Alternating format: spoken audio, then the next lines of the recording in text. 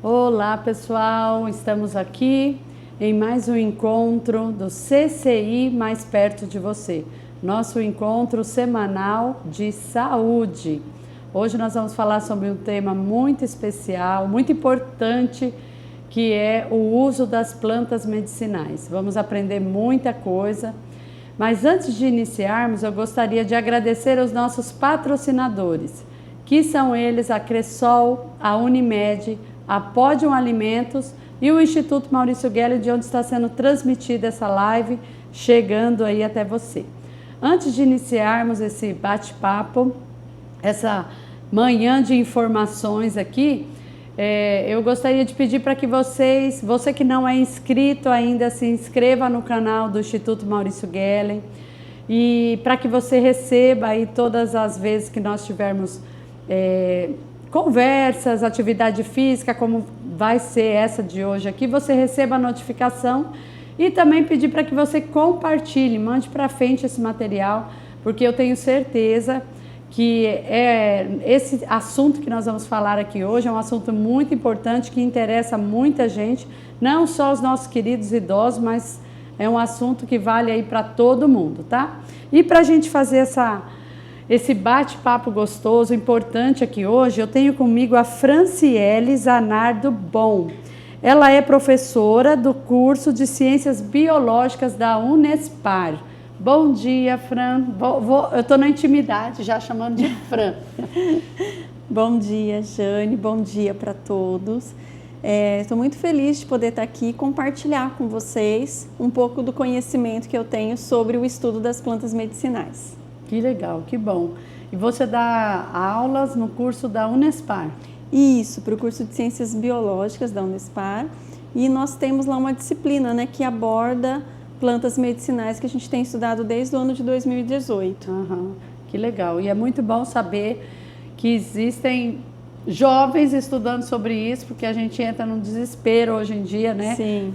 Dá a impressão de que essa parte medicinal, assim, natural, tá ficando tão para trás. Hoje em dia as pessoas têm alguma dorzinha, algum desconforto, já busca uma farmácia, um remédio, né? E antigamente a gente sabe, nossos idosos aí buscavam tudo no quintal, né? Verdade. E eu mesmo fui criada dessa forma, buscando a cura através das plantas, né? E a gente vai tentando passar isso para os filhos, mas a gente sabe que é difícil, né? É muito mais fácil eles irem lá e colocar um comprimido para dentro. Sim. Mas a gente sabe que também, muitas vezes, muitos medicamentos, né, ajudam naquele problema, mas acabam muitas vezes causando outros, né? E as plantas já trazem a cura de uma forma mais natural, né, Fran?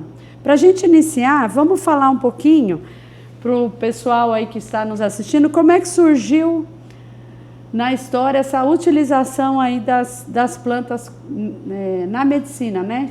Como forma medicinal. Bom, pessoal, então eu acho que uma coisa que a gente precisa lembrar é que no Brasil nós tínhamos os povos indígenas. E os povos indígenas, então, tendo em vista a flora que nós temos no nosso país, né, uma quantidade enorme de plantas que nós temos, então eles foram os primeiros, né, a utilizar em benefício da saúde as plantas medicinais. Depois, com a colonização, né, nós tivemos então a chegada dos povos europeus, que também trouxeram conhecimento sobre plantas, que vieram também a contribuir. E os povos africanos, né? Então, também ofereceu uma riquíssima contribuição, que tudo isso somado, né, em um país em que a gente tem uma diversidade de plantas enorme, né, fez com que a gente tivesse uma gama de plantas para poder utilizar em um grande conhecimento, né? Mas se eu pensar assim, como que os índios, né, eles aprenderam tudo isso?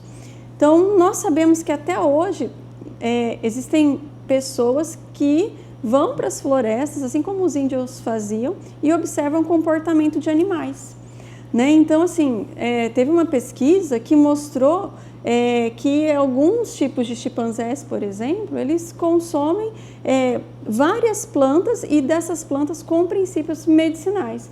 E às vezes, assim, se eles estão com algum problema digestivo, né, eles vão e é possível observar que eles consomem justamente a planta que vai fazer bem para eles. Então já é um conhecimento, né, que daí nós vamos aprendendo. Aprendendo assim com a natureza mesmo. Com a natureza. E quais são as substâncias que são encontradas nessas plantas medicinais? Bom, então a primeira pergunta, assim, é por que, vamos dizer assim, a planta produz um composto medicinal? Será que o hortelã, né, ele vai fazer mentol, aquelas substâncias que vão oferecer para nós alguma proteção, por exemplo, para o nosso estômago, para nós? Na verdade, não, né? Ela está fazendo para ela.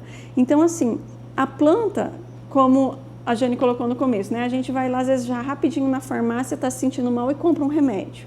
A planta não, ela está ali no solo, ela tem que se defender sozinha, né? Então, ela precisa produzir os compostos que vão prevenir contra o ataque de bactérias, fungos. Então, elas precisam produzir. Então, muitas vezes é para prevenir doenças dela, ou para atrair insetos que fazem polinização, ou algum gostinho amargo para impedir que algum herbívoro vá lá comer a folhinha dela.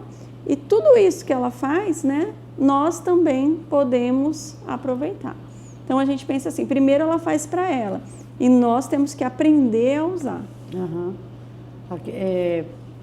Aprender para que aquilo ali serve, porque cada uma vai ter uma função diferente dentro dessa forma, como um remédio, vamos dizer assim. Exatamente. Né? E é uma coisa bem importante só para a gente salientar, porque muitas vezes as pessoas assim, mas eu aprendi com a minha mãe, que aprendeu com a minha avó, né? E nem sempre a pessoa sente que esse conhecimento é valorizado.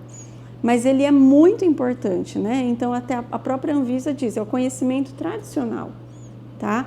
E esse conhecimento tradicional é a base, né, que a própria indústria farmacêutica usa. Como que eles vão pesquisar um remédio, por exemplo, para o câncer, né? Ou para um tipo de infecção? Então, eles buscam muito isso, né? O conhecimento popular. Por que que as pessoas relatam que se eu tomar um chá de boldo, vai melhorar minha digestão? O que que tem ali no boldo? Então, a indústria ela vai partir do conhecimento tradicional.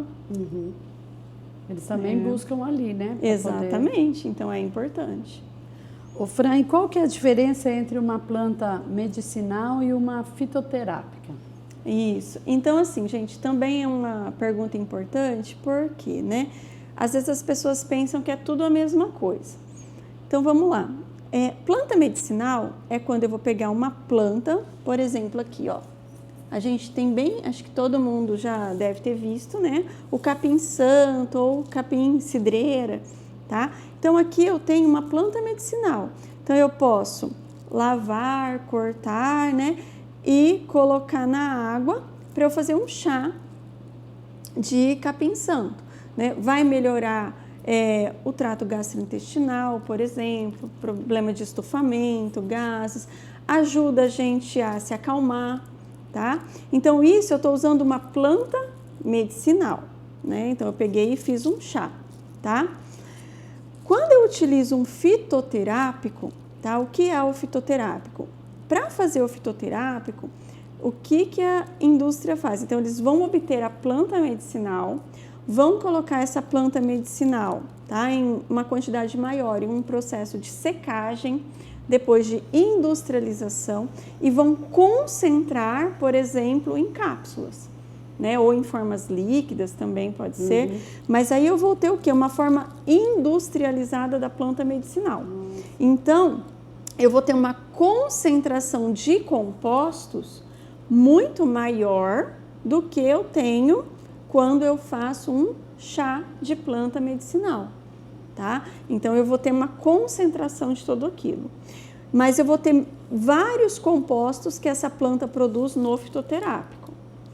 E quando você tem, por exemplo, que você vai até uma farmácia comprar um medicamento, né, com um princípio ativo, então a indústria pode isolar, por exemplo, uma ou duas substâncias, né, e daí fazer um medicamento a partir, né, da planta medicinal. Então, tem toda essa diferença. Então, no caso do fitoterápico, você não vai isolar um princípio ativo, mas você vai concentrar bastante a planta. Uhum. É que às vezes a gente fica pensando, né? Você vai consumir, você vai fazer um chá desse e você vai tomar um comprimidinho, assim, você fala, meu Deus do céu, será que isso daqui vai dar? Eu já pensei muito em relação a, por exemplo, o colágeno, né? Que algumas pessoas consomem o colágeno da forma natural, aí, através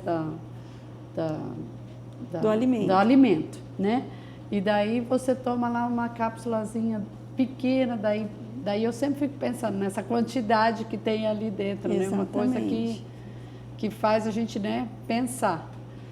Falando em chá, Fran, qual que é a diferença entre infusão e fervura?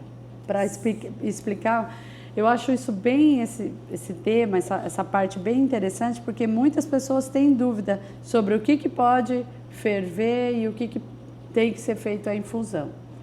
Bom, então vamos lá. O que é uma infusão?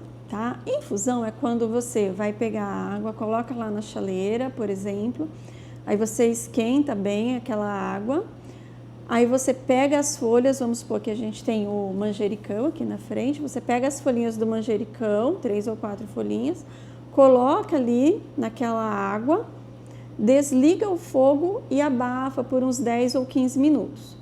Então, isso é uma infusão, tá? Eu tenho a água quente, eu coloco aquelas folhas, desligo e espero. Infusão. Decocção ou fervura, tá? É quando eu vou pegar a cidreira, por exemplo, coloco junto com a água e aguardo ali uns 2 ou 3 minutos, né? Deixo ferver junto com a água, aí eu tenho uma fervura. Mas, até a dúvida da Jane, quando eu uso um e quando que eu uso o outro, né? Agora eu sei como são os dois processos. A infusão, ela é mais indicada quando você tem uma folha ou uma flor fresca que você pode usar mais fininha. Então, se você ferver aquilo, né, você ferver a folha, você corre o risco até de perder a propriedade medicinal, né, porque você pode até prejudicar a estrutura da molécula, vamos dizer assim, que está fazendo aquele efeito benéfico para você. Agora, quando você tem uma folha mais grossa, ou você vai fazer uma parte da planta, por exemplo, a canela, né, a rama, ou um caule, por exemplo, um gengibre, que você tem uma parte rígida, aí se você não ferver, você não vai conseguir extrair aquelas substâncias da planta. Então, assim, via de regra, né, você tem que observar assim, se está mais fininho, a folhinha mais molinha, infusão. Se está mais difícil, mais duro, mais grosso, aí você vai para fervura. E não aumentar muito a quantidade da planta, né? Tem gente que fala assim, mas sei lá, acho que não está muito, eu aumento muito a quantidade da planta. Então, às vezes... por exemplo, que 3 folhinhas é muito pouco. As 3 folhinhas seria para uma xícara. Isso, mais ou menos a conta, gente, é assim, mas o hortelã, manjericão, essas mais comuns, você pode pôr assim, 3 a 4 folhinhas para, se você for fazer uma xícara mesmo, de 150 ml, mais ou menos, tá? É que às vezes a pessoa, igual você falou, acha assim, não, isso daqui, estou passando muito mal e acaba exagerando e em vez de melhorar, às vezes, né? Pode piorar. A cidreira também, assim, você pega uma quantidade ali. Cidreira, isso. Quando eu faço, eu nunca faço uma xícara só. Isso que eu digo, né? Normalmente a gente pega assim, por exemplo, né? E vai fazer uma quantidade, vai fazer às vezes meio litro, uns 500 ml, que eu já tomo, daí o filho toma, o marido, né? Então todo mundo, aquele cheirinho sai pela casa, todo mundo quer um pouquinho, a gente já faz um pouco mais mesmo. E a cidreira, ela é calmante mesmo? Ela ajuda assim dar uma relaxada. Isso. E ela é uma folha que dá para misturar com alguma coisa? Uma vez eu fiz, sabe o quê? Não sei se... Olha só, Juliana, não falo que maracujá é bom para relaxar, tá? Eu fiz em forma de suco. Achei que era de caipirinha. Não! Opa, aí também ajuda, né? Não, eu bati, fiz um suco da cidreira com maracujá. Dormi 3 dias seguidos. Então vamos lá, gente, ó. Vamos já explicar essas aproveitando o coisas. exemplo que a Jane nos deu, né? Vamos falar sobre um pouquinho sobre as misturas, tá? Pode misturar planta medicinal ou não pode, né? Então, assim, não existe nem o sim nem o não, na verdade, tá? Existe, assim, os nossos cuidados. Eu falo assim, hoje em dia a gente tem que tomar um pouco mais de cuidado, porque quando a gente tinha aquela receita que você aprendeu com a sua mãe, que a sua mãe aprendeu com a sua avó, e você tem esse consumo tradicional, a chance de dar errado ela é muito mais baixa, porque é um consumo tradicional, né? Ele vem sendo utilizado, ele vem sendo testado. Quando hoje em dia a gente tem muito acesso à informação, redes sociais, né? E nem sempre as pessoas às vezes se preocupam em explicar a receita, em falar quem pode usar, em falar às vezes das quantidades que você pode misturar, né? Os efeitos que isso vai ter. Entende? Então, assim, tudo isso pode, de repente, influenciar o efeito até de uma pessoa para outra. Tá? Então, a cidreira. O capim-cidreira é calmante? Mas ele é um calmante que a gente fala assim, um calmante leve. Tá? Porque você fala, nossa, eu passei um nervoso, tomei um chá de cidreira, fiquei nervosa, não aconteceu nada, né? Porque ele é considerado um calmante leve mesmo. Aí a gente tem a erva cidreira. Né? A erva cidreira já tem uma folha mais redonda, a florzinha branca. A erva cidreira, tá? Ela já vai ser um calmante um pouco mais forte do que o capim cidreira. Né? Então, a quantidade de substâncias que agem no nosso sistema nervoso para deixar a gente um pouco mais calmo já é maior. Né? Então, esse efeito, digamos assim, calmante, por exemplo, a folha do maracujá, né? Então, se você usar o maracujá também, ele tem. E aí, o cuidado, às vezes, que a gente tem que ter, por exemplo, cidreira, maracujá, tá? Tem gente que usa a erva de São João, né, para até reduzir a ansiedade, né? Hoje, a erva de São João, para diminuir a ansiedade, eu acho que é uma das mais populares que nós temos. O que é preciso cuidar? De repente, a pessoa que está consumindo, vamos supor, toma medicação para depressão. Se você combinar, por exemplo, valeriana, erva de São João, ou até mesmo o uso contínuo da erva cidreira, mesmo ela sendo mais leve, com antidepressivos, você pode deprimir muito mais do que aquele efeito do antidepressivo que o médico te passou, porque além daquele antidepressivo, elas também vão agir como um antidepressivo, muito leve, né? Mas aí vai potencializar aquele efeito. Por isso que, aproveitando a deixa, né, é muito importante avisar o seu médico se você vai fazer o consumo de planta medicinal, né? Porque aquela cultura assim, é natural, não faz mal, também a gente tem que tomar bastante cuidado. Porque uma coisa assim, vamos supor, foi o final de semana, eu fui para um almoço, comi demais, vou lá e fiz um macerado com boldo. Tomei lá o meu boldo porque, eu fiz medicinal porque eu comi bastante. Então, eu tenho que avisar o meu médico porque um dia... Não, né? Você fez naquele momento. Agora, se você for fazer um uso recorrente, aí você precisa avisar.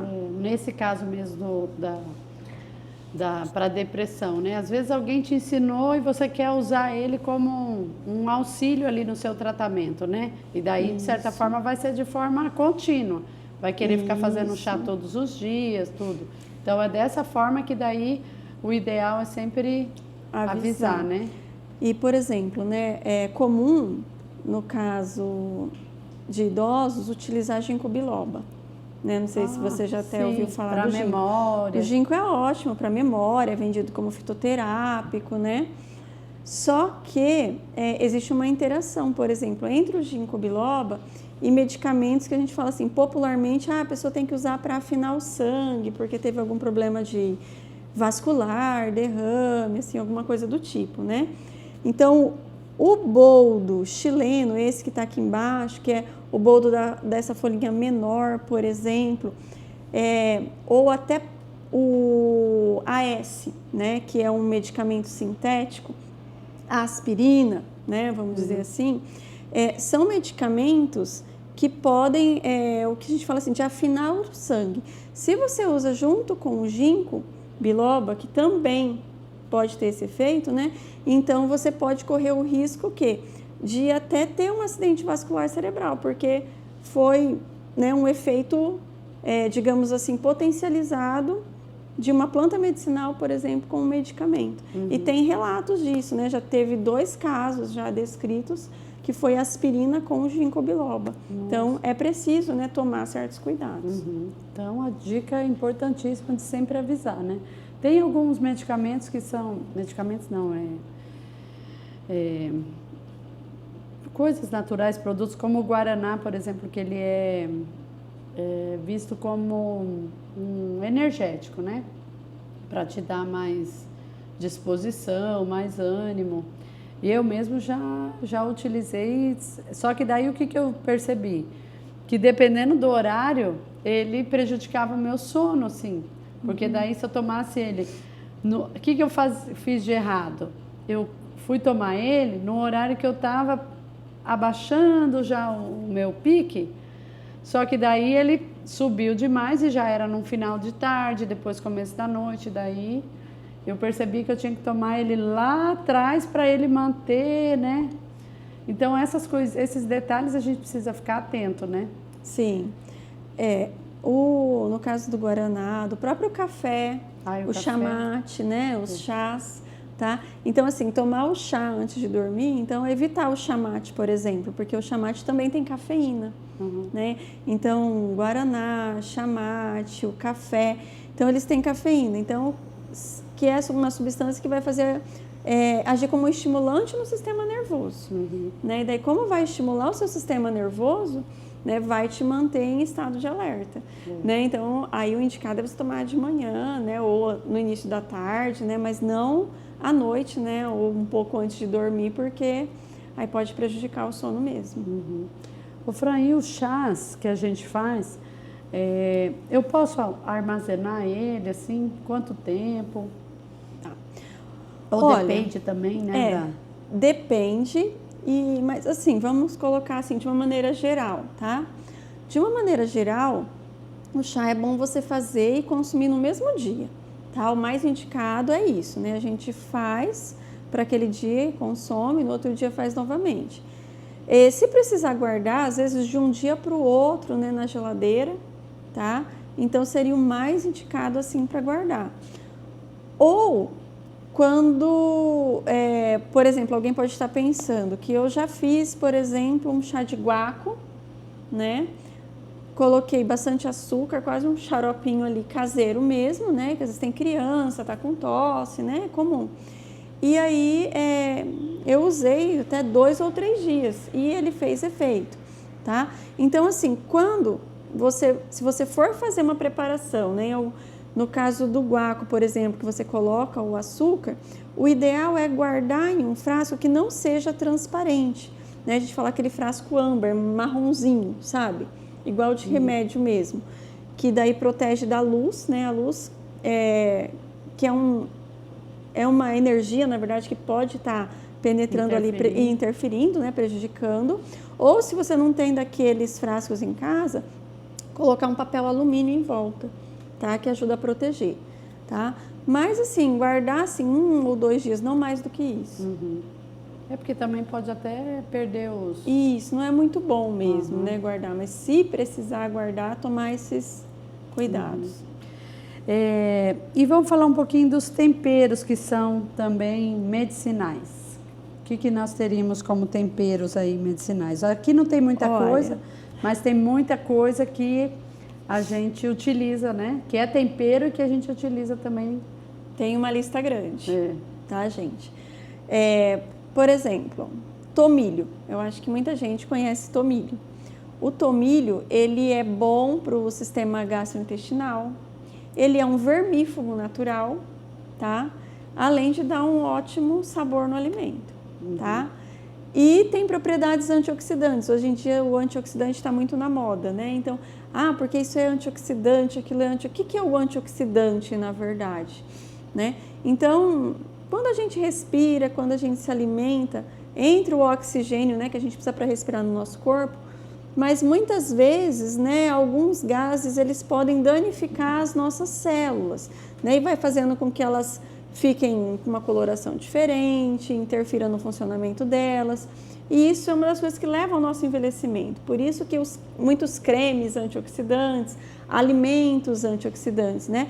Então aí a gente tem tomilho, que é antioxidante, o orégano é antioxidante, tá? Todos aqueles vegetais, né, de coloração avermelhada são antioxidantes. E aqui a gente pode destacar, tá? O açafrão, olha, a gente cortou um aqui para mostrar, porque ele tem uma semelhança, né, com o gengibre. O gengibre, tá? Então os dois têm propriedades medicinais semelhantes, tá? Bem parecidas, mas, tá? O açafrão, ele tem curcumina, que é um antioxidante poderoso. O gengibre também é medicinal, né? Um tempero também que muita gente gosta muito, tá? O gengibre é ótimo para o nosso sistema gastrointestinal também, tá? Inclusive, né, sensação de enjoo, né? O gengibre, ele é muito recomendado. E um tempero bem comum, tá? Que a gente tem é o alho. E o alho O alho, gente, não vivo sem alho. Tá, um tempero que é uma planta medicinal, é antioxidante, é anticancerígena, tá? Ajuda, né, em estados gripais, né, quadros de problemas muito, respiratórios, né? É muito utilizado. Só o que a gente precisa, né, cuidar com o alho. Se você fritar o alho, você perde as propriedades medicinais. Tá? Então essa é a grande questão. Então o alho você precisa amassar, tá? Então você pode, de repente, tem gente que gosta de cozinhar um pouquinho na água para estar aproveitando a propriedade. Tem gente que vai espremer o alho, o líquido, né? Aquele líquido que sai do alho, rico em propriedades medicinais, coloca em uma salada, por exemplo, depois coloca mais um pouco de óleo, né? Para amenizar ali aquele sabor, tá? Então ele é excelente, né? Um anti-inflamatório poderoso. Quem nunca, quando a criança, né, às vezes está com dor de ouvido, pega um pouquinho de óleo de cozinha, né? Espreme aquele líquido do alho, mistura e coloca, né, uma gotinha no ouvido da criança para desinflamar. Então o alho é um anti-inflamatório para o nosso corpo. O que a gente tem que cuidar sempre também é a diferença entre o veneno e o remédio, muitas vezes é a dose. Né? Então, quanto que de alho eu posso consumir no meu cotidiano para eu ter essas propriedades sempre, né? Então, procura consumir assim, pensando num dente médio de alho, tá? Uns 3 dentes no máximo por dia. Porque mais que isso... eu posso consumir ele cru, assim, por exemplo? Cru, quem consegue pode. Tá? Depois... Depois o duro é quem está perto, né? Isso. Mas assim, não exagerar também, porque o alho, assim como outras plantas medicinais, assim, muitos compostos que o alho tem e outras plantas têm, quem vai precisar eliminar isso do nosso corpo é o fígado, tá? É o nosso fígado. E aí vem esse cuidado, né? Se a gente sobrecarregar, né? Então eu preciso ter o remédio, mas eu tenho que ter cuidado se eu não posso transformar o meu remédio no meu veneno, tá? Então tudo que é demais pode fazer mal. Só lembrando, né, que a gente falando do alho, tá? Talvez muitos de vocês conhecem o confrei. O confrei na década de 70, ele foi considerado, tinha várias reportagens, né, como planta cura tudo. O confrei combate diabetes, o confrei ele vai fazer emagrecer, ele é anti-inflamatório. Então, foi a planta do momento na década de 70. E muitas pessoas, né, começaram a consumir Comfrey de forma regular. O que aconteceu? Cerca de mais ou menos 1 ano e meio, 2 anos e meio depois, houve um aumento no caso de câncer de fígado, tá? Cirroses. E aí, né, um estudo, né, que é feito nos hospitais sobre as causas disso, né, relacionou o uso do Comfrey nesses pacientes. E aí, viu-se que o Comfrey tem uma substância química na folha, né, um alcaloide, uma substância que essa planta produz, né, o nome dela é alcaloide pirrolizidínico, né, um nome grande, mas ele com o tempo vai intoxicando o fígado. Por isso que se hoje você for na farmácia, você só encontra Comfrey para uso tópico na pele, né, porque foi proibido qualquer tipo de medicamento feito com Comfrey para uso oral. Ele é ótimo, é cicatrizante, né? Picada de inseto, machucado, tá? É anti-inflamatório, mas hoje em dia você só pode usar na pele. Então, é aquilo que você falou, é a quantidade, né, Fran? Isso. A pessoa começa, sabe que aquilo é bom. Coisa, então, quando aparece coisa para emagrecer, então, daí, meu Deus do céu. Aí que a gente tem que cuidar vira uma mais revolução, ainda. Some do mercado, todo mundo quer. Aí depois... Isso. Você acaba consumindo demais e afeta, como você falou, né? Isso, tem que tomar bastante cuidado. Por exemplo, ultimamente, assim, a carqueja, né? A carqueja é uma planta que é usada para ajudar na digestão, né? Às vezes ajuda a eliminar o fígado, né? A produzir mais bile para problemas de fígado, assim, quando a pessoa às vezes consome um pouquinho mais de carne. Né? E a pessoa vai lá e faz um chazinho de carqueja, que é bom, tá? Mas existe um modismo que veio da internet também, tá? De se usar, por exemplo, chá de carqueja todo dia. E aí, o que acontecia? Essa carqueja, né? Ela tem substâncias químicas que fazem com que o alimento passe mais rápido pelo trato gastrointestinal. Então, às vezes, se a pessoa estava tomando um medicamento, ele vai passar rápido demais e não pode ser totalmente absorvido. Se a pessoa, por exemplo, uma grávida, né, da mesma forma que contrai o intestino, né, para o alimento passar mais rápido, para ser eliminado, para aquele nutriente, né, para você não engordar, o útero também contrai, né? Então, grávidas têm que tomar muito cuidado com essas receitas também, né? Então, são coisas que a gente tem que prestar bastante atenção. Ô Fran, você comentou do gengibre aqui, eu lembrei. Ele realmente é usado muito nas festas juninas, para fazer os quentão aí. E eu mesmo gosto de usar o gengibre até no arroz, uma delícia fazer arroz com gengibre. E só que daí tem muita gente que comenta que o gengibre não é legal para quem tem pressão alta. É verdade ou é mito? É mito, É mito. Tá, gente? É mito, tá?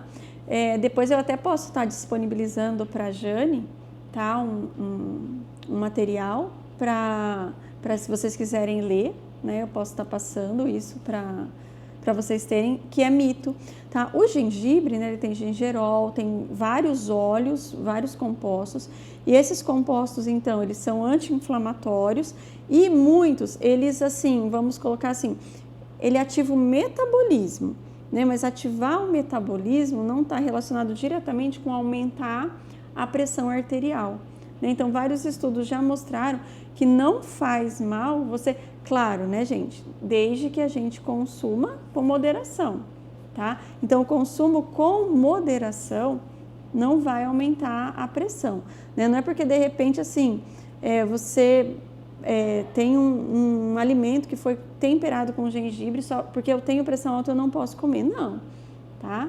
Então, tudo que é demais pode fazer mal para qualquer pessoa, certo? Mas é mito. E a babosa? Que tem muita gente que consome ela, assim, in natura, não sei. Então, vamos lá. O que a gente pode falar sobre a babosa? O que a gente pode falar da babosa, né? A babosa é bom pro cabelo. É ótimo para o cabelo, para a pele também, viu, gente? Para a pele.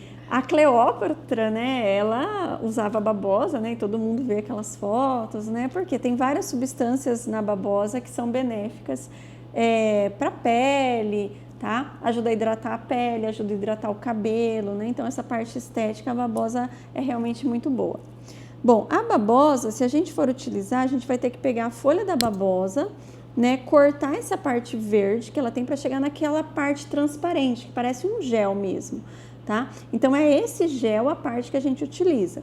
Evitar usar a borda das folhas, que é mais amarelada. Aquela parte amarelada tem substâncias, tá? Que podem também prejudicar o trato gastrointestinal, tá? Inclusive, não é recomendado o chá de babosa. Eu sei que pode ter um monte de gente vendo e falar, mas já tomei muito chá de babosa, já bati no liquidificador, já tomei, tá? Mas ele acelera o trânsito intestinal, então, na verdade, não é recomendado, tá? A gente tem que falar que não é recomendado consumir a babosa.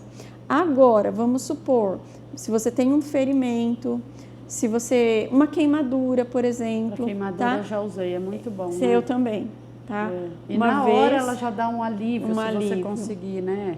Queimadura de cozinha. Água quente, que é muito comum, né? A gente às vezes ali por se isso distrai. que é bom sempre ter. Porque às vezes você dá uma encostada numa panela, alguma coisa, e você coloca, ela dá um alívio e ela não deixa fazer aquela bolha, né? E fora a cicatrização, né? Que daí você vê que me parece que não. Se você usa babosa, dificilmente fica marca, tá?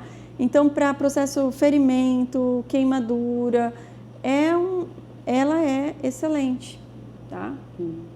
Nossa, tem tanta coisa, né? Aqui nós falamos do gengibre, daí o açafrão também, ele, além de tempero que você comentou, ele também pode fazer chá, né, Fran? Pode. Eu usei agora nesse inverno aí que eu tive um problema de tosse, daí me recomendaram ele, na verdade, para tosse, para fazer o chá, adoçar com mel, né, e tomar. E ele é um chá bem saboroso. O gengibre, ele já é muito gostoso, eu gosto, mas ele já é um pouquinho mais forte, assim. O açafrão é bem gostoso de tomar, né? E tem muitos benefícios também, né, para a saúde. Nossa, enorme. O açafrão, em termos de, a gente fala anti-inflamatório, às vezes é garganta, né? Várias partes do corpo a gente pode ter um processo de inflamação, um estômago. E o açafrão realmente ele previne mesmo, né? Que você fique daí com quadro que evolua para febre, né? Um monte de coisa. O açafrão é excelente. E daí eu posso consumir nesses casos também como através de chá, sim? Pode ralar ele, né? Tá? Pode consumir. Fran, e nós temos aqui muitos idosos, né? Idosas que têm problemas relacionados à menopausa, assim. O que de repente a gente poderia buscar na natureza que fosse bom para aliviar, que uma coisa ruim, que o pessoal reclama muito, que são os calorões, aquele calorão que é bem típico da menopausa mesmo, que vem e tá todo mundo de frio lá e a pessoa tá lá se abanando. Tem alguma planta que seja bom especificamente para essa fase? Sim, olha, a gente pode citar, por exemplo, tá? Folha de amora, tá? Então, assim, bom a gente procurar exemplos que seja fácil da gente obter, né? Senão, alguns exemplos a gente não vai conseguir com facilidade, tá? Então, o chá de folha de amora, né? Ele ajuda a aliviar esses sintomas também, né? Então, pega umas 2 ou 3 folhas, né? Então, e vai utilizar, faz uma infusão e pode estar utilizando assim por dia umas 150 ml, né? Lembrando de não tomar demais também, né? Então, se você toma todo dia um pouquinho, você vai ter um efeito melhor do que você consumir, né? Não adianta você tomar 1 dia, 2 dias uma quantidade grande, que daí você não vai ter um efeito desejado, né? Então, sempre o ideal é pegar um pouquinho, né? E consumindo regularmente, no caso do chá de amora, para você conseguir ter um pouco de alívio nos sintomas. Porque também não adianta, eu tô com calor agora, ir lá e colher as folhas e fazer. Isso, é bem processo, isso que a gente fala, é um processo. Então. É igual a soja, né? Então tem gente que fala, isoflavona, soja para menopausa, né? O ideal é que as mulheres comecem, homem pode consumir também, porque também ajuda na questão óssea, mas assim, ao longo da vida, né? Tá, mas eu já estou com 50 anos, então não adianta mais. Adianta, pode consumir. Regularmente você vai consumindo, né, alimentos que têm isoflavona, no caso da soja, o tofu, por exemplo, né? E aí vai também ajudando nesses sintomas, ajuda a aliviar, tá? Mas é o que eu digo, assim, você tem que fazer um uso, assim, em pequenas quantidades e regular.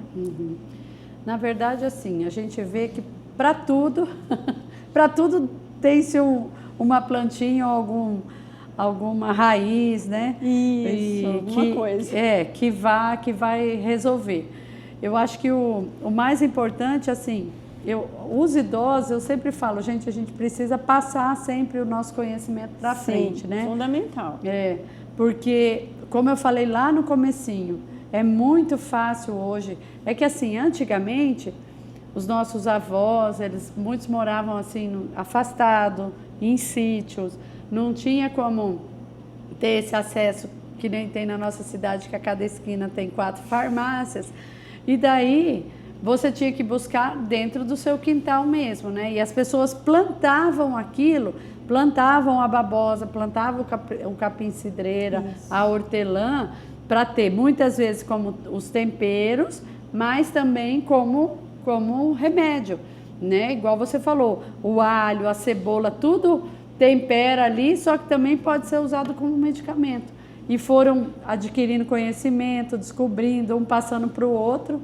Só que com essa nova geração, as coisas a gente vai vendo que são diferentes, né? Vai se perdendo, né? Muito conhecimento. Então, né? A gente vai tentando mostrar e ensinar, porque assim, a gente, às vezes, você tá com uma doença, uma cólica, vamos supor, e daí você tomando aquele remédio, às vezes ali, vai te dar o alívio mais rápido do que às vezes ir lá fazer um chá, né? Então, isso também busca, essa busca das pessoas em conseguir o efeito rápido, né?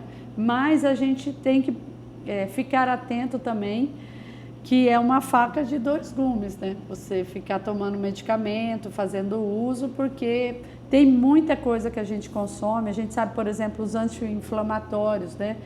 Que vão aliviar, às vezes, aquela dorzinha lá no joelho, na coluna, mas você vai pagar um preço depois, né?